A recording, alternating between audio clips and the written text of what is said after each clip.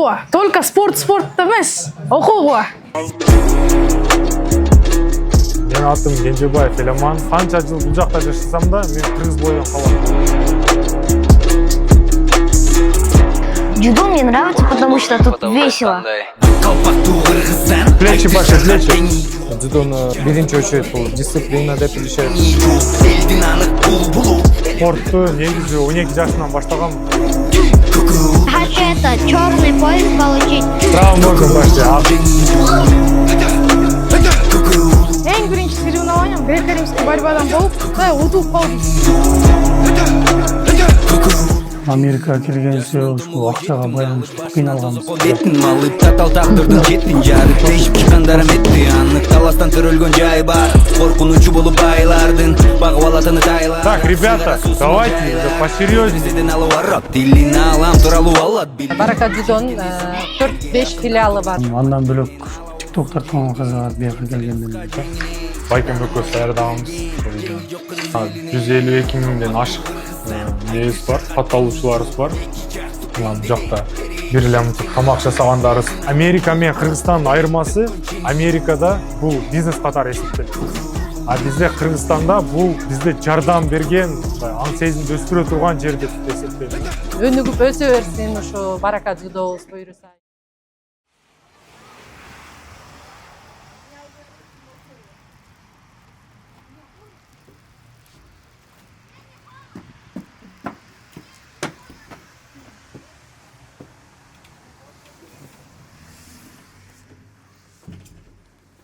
Менин атым Кенжебаев Эламан.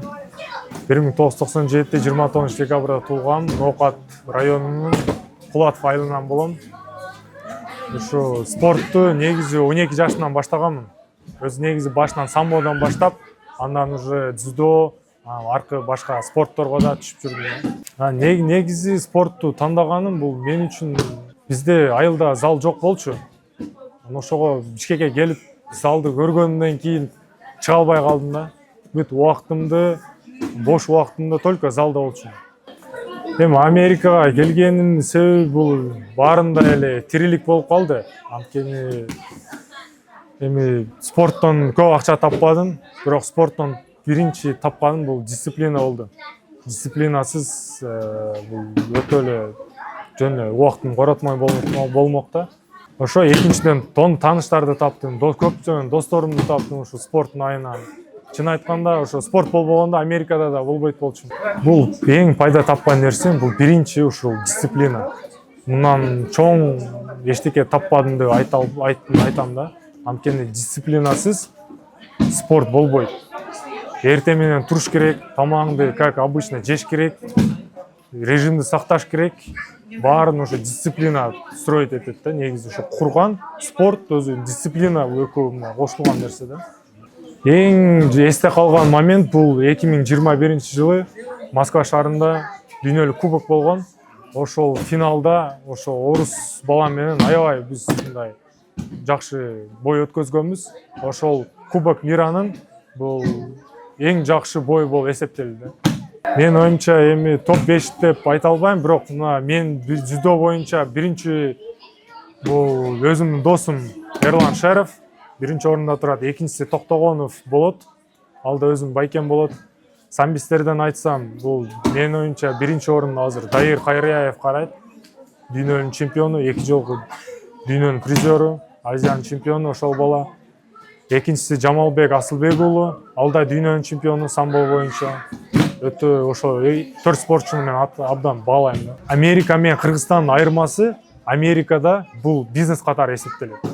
А бизде Кыргызстанда бул бизде жардам берген, аң сезимди өстүрө турган жер деп эсептейм да. Эламан спортко Бишкекке келгенден кийин бир күндө калтырган эмес. Ооруганда гана калып калды да. Бирок анда деле 1-2 күн жакшы болсо, сразу чукуга баштайт эле залга барып. Андан бөлөк ушул TikTok тарткан кызыгат бияка келгенден бери. Тамак тарта эле, муну кылалы, китеп окуйлу, мындай таза абага чыгалы деп. Анан келгенден бери бизде правильный питание болуп калды. Нан жемей жок, уктамай ондо. Эми эгер азыр мурда 12-де жакшы жүрө берсең азыр 11 жарымда уже отурган батарейкага окшоп уйкуң келип отуруп каласың. Да, бул баягы аябай катык турат да, бир нерсени кыл деди, баардыгы кылыш керек ушундай. Бирок бул жакшы нерселерди айтат. Ден соолукка жакшы пайдалуу, мындай анча мындай нерселер жок да. Америкага келген себеби ушул акчага байланыштуу. Биз ушу кыйналганбыз. Спорттон мен дагы барып жүрдүм. Кээ бир жерлерде медаль бар. Кыргызстандан 3-орун алып, международдон 3-орун алып, эми чыга баштаганда акчанын маселесинен мен иштешиме туура келип калды. Бирок бир үй бүлөдөн болбоду дегенде бирөө чыгыш үчүн эламанды деп тандадык да.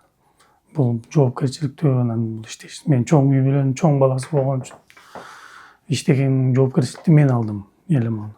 Буга сен спорттон машык, анан ошол жетишкендикке жетиш дегенде ушул үмүтүбүз актады да. Жалпысы 100дөн ашык медаль бар. Анын бир 70 чактысы алтын медаль. Чет өлкөлөрдөн да көп алып келген. Ошон үчүн бияка келип азыр эми иштеп, эми кайра бутка туруп, үй алып, биз кайра башка тармактарда кылып көрөлү дейбиз. Тиктоктарды бул тренер болуп иштеп атат кээде жаш балдарга. Ушундай мен окуп баштадым бир аз IT сферага. Эми окуп, буюрса бүтсөм жакшы, Кыргызстанга барып калсам жакшы иштеп, келечекте жаштарга үйрөтсөм деген ойлор бар. Адам баласыга миң өнөр аздык кылат деген туура деген кыргыздарда макал бар эмес. Ошону аракет кылып атабыз болсунча. Бир акырын болсо, болгону менен бирок жетишип атабыз. Посмотрим на главные ошибки, да? Те, кто делает бросок с колена. Давай первым арет башта, потом уже абузар. Чуть ноги. Вот.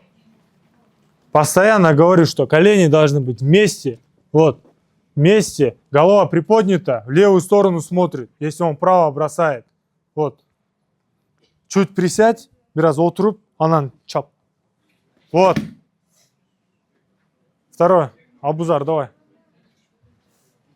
Давай, ты вот сюда. Нет, вот сюда. Вот так. Всем взрослым показывай, да. Вот раз, остановись. Снова. Ноги вот правильно поставил. Видите, если будете вот так ставить, ноги, пальцы сломаете. Это очень, травмируете, очень опасный момент. Голову поднимай. Еще немаловажный момент. Вот видите, локоть под подмышку. Колтугун астына салабыз чыканакты. Көрдүңөрбү? Чуть ближе к себе. Вот. Все, бросай. Вот. Взрослые поняли, да? Все, обратно встали по парам. Пошли. Ассалам алейкум, мен атым Ария Тегенбердиев. Ушул дзюдо залга барам. Элеман агайым бар. Акта башка балдар менен сүйлөшөмүн, ойноймун, күрөшөмүн. Скоро соревнования бар болот, ошол жака барабыз. Мен өзүнчө мен акем деген греко-римский борьбага барчу да. Греко-римский күрөшкө. Чемпион Азия болгон, биздин үйдө спортсмен болгон деген жаман кыйын. Мен эки акем эле мастер спорта, международного уровня. Акелерим аттары Даулет Эгембердиев, Бексултан Эгембердиев. Өзүм менден Кыргызстанда греко-римский борьбага барчумун. Бияка келип, возможность жок болуп, биякта греко-римский борьба известный болбой. Мен деген дзюдого барып баштадым. Дзюдо жагып, бияка дзюдого барып мага үйрөтүп барым. Негизи овсянка биринчи, экинчи протеин кошобуз. После тренировки белок керек. Бир жарым кошуп коебуз. Бирок болсун. Андан кийин 1 стакан сүт. Негизи сүттү холодильникте турганда постоянно жылытып турам. Көп музда иче албайм да.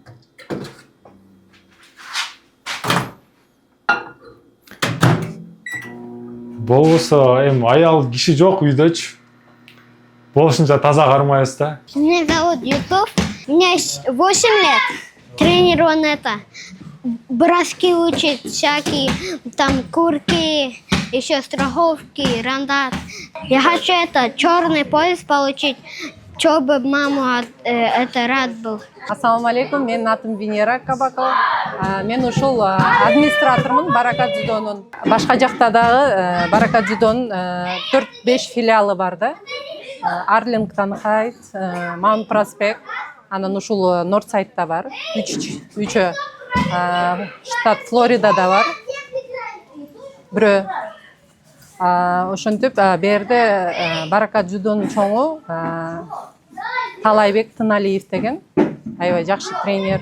Балдарыбыз кыргызча сүйлөшсүн, кыргыз тилин унутпасын, ушул жерге келип көбү англисче сүйлөйт, орусча сүйлөйт. Анан ошо тренерлерибиз да жакшы аябай кыргызча сүйлөп, биздин балдарга да түшүнүктүү кылып, жеткиликтүү кылып туруп айтышат.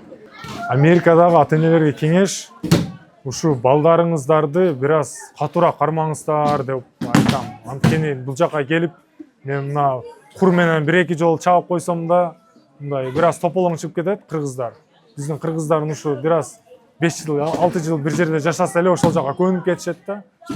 Мына мен өзүм 23 жашымда келдим. Канча жыл бул жакта жашасам да, мен кыргыз бойдон калам да. Ошого балдарыңыздарды кыргыздардын залына алып келсеңиздер, сураныч бизге калтырып коюңуздар. Биз урабызбы кичинекей поезд менен, мен катуу урбайбыз өзү. Бир аз эле чабып коебуз, булар чуркап, болбосо моюнга чыгып алышат. Ошого алып келсеңиздер, кеңешим, калтырып коюңуздар, өзүңүздөр жумушуңуздар менен чыгып кетиңиздер деген. Менин оюмча эң ыңгайлуу бул 7 жаштан болот. 7 жаштан аң сезимге кирип калган, уже көп шоктонбойт. 4 жашта болсо бир аз эми кичинекей катуу эмне кыла албайсың, же куа албайсың аларды. 7 жаш менин оюмча бул эң соңку жаш. Жок, мен бойдокмун азырынча. Кудай буйруса жакында үйлөнөбүз. Өзүмдү ошо Кыргызстанда көрөм 10 жылдан кийин. Ошо өзүм Кыргызстанда зал ачсамбы, федерацияны кармайсамбы деп ойлойм да. Бул жакта мен көп жаңы спортторду байкадым. Ошо спортту мен Кыргызстанда өнүктүргүм келет. Менин атым Алмаз, фамилиям Жумабаев. Өзүм дагы ошол дзюдо боюнча спорт чебери болом. Биз эми азыр уже жашыбыз өтүп калды деген ветерандарга келип калдык. Ага карабастан бул спорттон кетип калбайт экенсиң, ар дайым аралашып эле жүрөбүз. Анан эми өзүбүз как профессионально тренировка кылбагандан азыр баламды алып келип атам бул жерге. Дзюдо боюнча бетке маалымат бере кетсек, бул дзюдо Япониядан чыккан. Дзюдонун бул орусча айтканда основатели бул Дзигаро Кано деген. Олимпийский вид спорта. Дзюдону негизи аябай биринчи очередь бул дисциплина деп билишет. Бул не только залдын ичиндеги татаминин үстүндөгү дисциплина эмес, бул образ жизни да. Дагы эмне деп айта кетсек, формасы менен кызыктуу, ак көк, ошондой эле аял кишилерге, кыздарга дагы ыңгайлуу. Бул жерде жоолукчанда күрөшсө болот. Мындай сүннөт күрөш деп да эсептейм да, мен дагы өзүм дагы лично. Эффективдүүлүгү жагынан аябай жакшы. Биринчиден бул самооборонага. Мен тренировканы 2005 жылдары баштагам, 2006 жылдары анда өзүм 7 класстарда окучумун. Ошол убакта баштагам. Анан ал убакта дзюдонун кийими аябай кыйын болчу, 1000 сом болчу да. Биз ушундай эски кимонолорду алып кийчик башында. Анан условиялары эми залдар, биз негизи мен өзү Дзигаро Кано залынан болом, ал мурда ошол жайгашкан жер бул Панфилова Докунбаевада болчу да. Дагы деле ошол жерде залыбыз аябай жакшы болчу. Биз өзүбүз баштаган убакта ошондой формалар менен бирке проблемалар болчу. Анан азыркы ситуация Кыргызстандын дзюдосу азыркы бул Американын дзюдосуна караганда бирке алдыда деп эсептейм. Эмнеге дегенде биз эми Кыргызстан кичинекейрекпиз, көбүрөөк угулат да. Америкада дагы аябай титулованный олимпийский чемпиондору бар, призерлору бар, Олимпиаданын, чемпионат миранын призерлору бар. Азыр эле мына жаш молодежьтордун арасында чемпион мира тоже американец болду 60 килограммда. Бул эми америкалык жаштарга аябай чоң эшикти ачат да. Ата-энем менен квартирада турчук да. бул мени ушул квартирада турганыбыз менин мындай жаман жүрөгүмдү оючу да. Өзүм жашым 22-де болуп калды. Анан же үйүбүз жок, же жайыбыз жок. Жаман кыйналдык. Анан ошого Америкага келишим себеби биринчи очуу ушу үй болду. Кудайга шүгүр, ата-энеме үйдү алып бердик. Азыр жумушта иштебейт. Биз акчаны жөнөтөбүз, жөн эле чай пайын ичип эле үйдө жүрүшөт да. Ток балдар күрөшө албайт да. Мушташа албайт же күрөшө албайт. Эми күрөшөт, редкость чыгып калат. Бул жакта балдардын баары эле ток да. Ошого залда биз буларды мындай искусственно очка кылабыз да.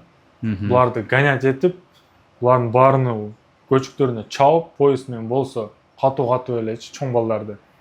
Ошо жана искусственный голодду буларда ойготуш керек болуп атат да. Ооба. Натуральность жок, нарагынан жок андай нерсе. Өзү негизи бул жакта эми ток, мисалы мен деле тренировка кылбай койсом болот, бирок мен андай кыла албайм да. Анткени бул уже мен көнүп калганмын. Бул жака келсем да мына спортивный питанияны жеп, качкага барып, же күрөшкө барып, ошентип жүрөм да жумуштан тышкары элечи. Эми мисалы спорттон эле башка жашоо бар да.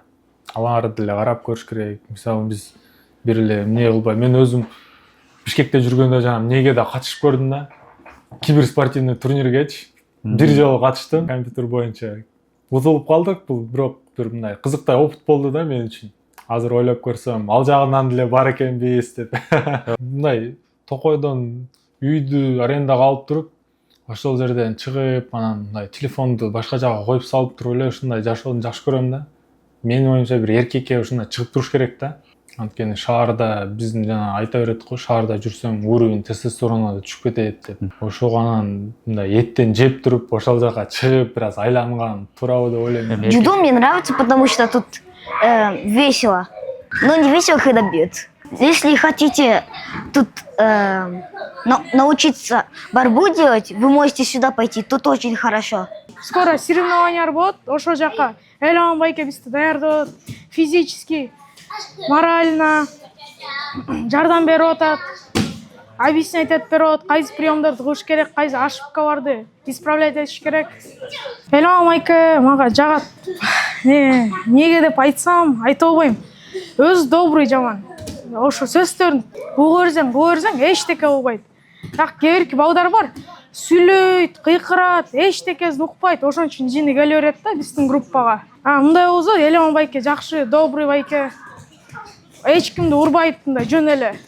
Жини келбейт, тренировка бар, жакшы кылдырып берет, физический подготовка, подконец дагы планкага тургузат, мындай до конца добивать этет да чарчаганча. Спорт мага мындай айта албайм, мен олимпийский чемпион болгум келет деп. Мен спорт деген үйдөн баштап башталган да. Даулет акем эле, мен чоң акем.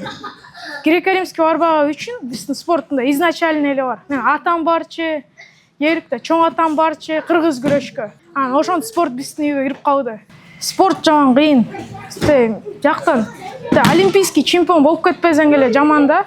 Якта главное эчтекени пропускать этпей, сачок болбой, баарын кылыш керек. Спорт жаман кыйын. Болуп кетпесең, мындай жөн эле калып каласың. Кээ бир адамдар жөн эле спорт кылам деп болбой калып, чемпион болбой калса эле утулуп калат.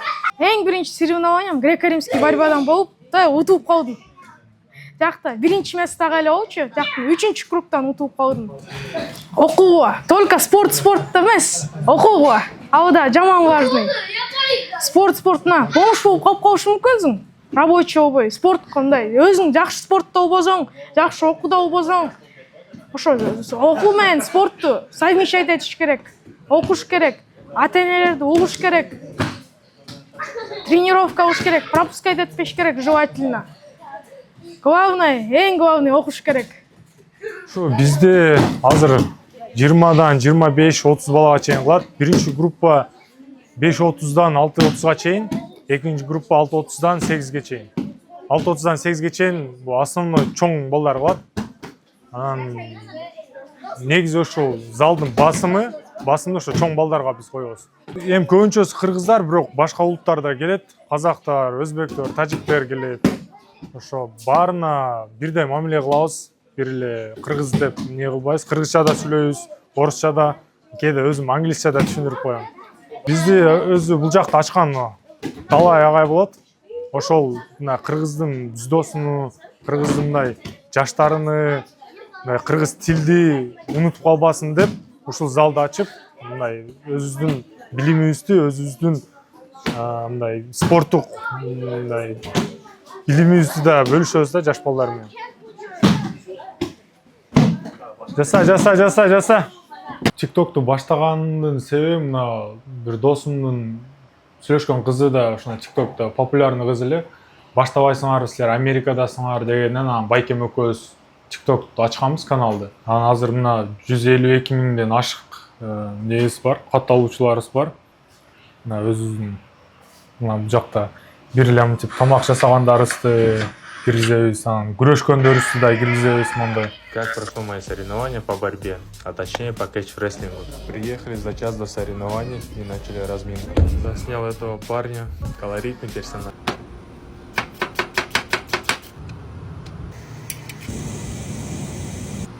Өзүм Байкем 1 жылдан ашык, 2 жылдан ашык шеф-повар болуп иштеп жүрдү. Мындай рамёндор жасайбыз, кээде эт жасайбыз. Чынын айтканда өзү акча тапса болот, мен да ушу монетизация дегенди улап койгом. Бирок мен оюмча, анан мен байкашым боюнча, эгерде сен акча табам десең, күнүгө тартыш керек экен видео. Жана просмотрлар бирге кошулуп туруп, анан акча түшөт экен. Мага окшоп бир видеону бир жумада, 2 жумада киргизсең, анда акча аз эле түшөт экен. Биринчи 5 жашында атам экөөбүз ММА'ды көрүп калганбызда, ошондо Федор Емельяненко чыккан. Ошондо чыгып келаткан астында спортту самбо дзюдо деп турган. Ошону көрүп калып, мен оюмдан самбо дзюдо чыкпай койгон да. Ошондон айынан Бишкекке көчүп келгенден кийин самбо дзюдо залын таап, ошондо тренировка кылып калдым. Хоббим негизи гитарада көп ойнойм. Гитара ойноп, гитара ырдап, анан өзүмдүн TikTok каналым бар. Ошол жакка мен өзүм тамак даярдап, өзүмдүн спортто болуп аткан соревнованияларымды баарын чыгарып турам ошол жакта. Эми өзүмдүн баламды мен дзюдого бермекмин. Анткени бул дзюдо биздин динге да, анан биздин динге талап келген спорт. Абройлуу жерлерин баары жабып, өтө мындай тартиптүү спорт деп эсептейм. Ал китепти окуп көптөн бери издеп жүргөндүм да. Москвадан эжем жөнөтүп берди. Бул жана адамдар клинический смерть болуп, где-то 3-4 мүнөт өлүп туруп, анан кайра келгендеринин ошо жана тозок, анан жаннатты көргөн адамдардын нелери да, историялары жазылган. Ушул нерсе мен жаман, ушул китеп менин оюмду такыр өзгөрттү да. Анткени жашоомо эмнеми өзгөрттү. Көз карашымды. Чын айтканда башынан жана тозокко түшкөндөрдү айтканда окугандан коркосуң. Аябай эле жанагындай эмне болуп карап, буларды как будто мен өзүм ошолордун несине өзүм түшүп калгандай болуп аттым да. Ошого эгерде мындай ушундай нерсеге кызыккандар болсо, эмне болсо, мына «За порогом смерти» деген китеп. Өзүм мистикага кызыккан баламын да. Ушундай китептерди окугум келет. Кинону деле ошондой ужастарды көп көрөм, мистиканы деле көп көрөм да. Акыркы китебим азыр мону окуп атам, ага чейин бир «Адвокат» дегенди окудум. Тозого түшүп калып, андан кийин ошол жакта адвокат болуп эмне болгондо, бул деле бир кызыктай мындай история, сюжет да. Ошол. Андан кийин жанагы өзү негизи литератураны, китептерди окуйм дейм, бирок чын айтканда мындай кирбейт да. Анан беркиндейлерди окуй албайм. Вообще кирбейт да. Мындай окуйм, кызыкпай эле коюп коем да. Мындай китептерди окуп отура берем. Америкадан ушул турларды көбүн эле утуп жүрдүк. Мына биринчиси Нага грэпплинг боюнча абсолюттук вести утканмын. Кара поястар, коричневый поястар баары чыккан вести. Мындай поястарым, мына Нью-Брид Jiu-Jitsu элитный турнир болуп эсептелет. Ушунан бунун да абсолюттук чемпионатын уткам. 2024 кышында уткам. Бул поястардын баарын ушул 2 жылдын ичинде уттум да. Негизи көп эле утсам болот, бирок тилекке каршы жумушка байланыштуу көп чыкпайбыз да турнирлерге. Ошо болгон чыкканын ушунун баарын уттум. Бу жерден көп балдарым кадимкидей өзүмдүн балдарымдай эле болуп калышты. Анан өнүгүп өсө берсин, ушу барака дзюдобуз буйруса иншалла деп туралы, Кыргызстанды өркүндөтүп, гүлдөтүп дегендей. Жеңи жок адамдын Нурмалдыны жеңип алган соң сени маңдын Алып жетпегендей сезим калган жалгыз көк сулуу сүйгөнү Коргоп муштум түйгөнү Байдан куткарып байланган буттарын чечип бири-бирине күйгөнү